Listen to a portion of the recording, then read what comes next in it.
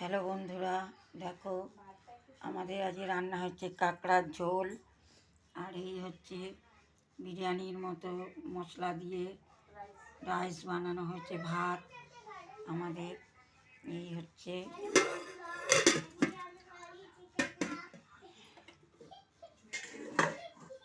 আর এই হচ্ছে মাংস।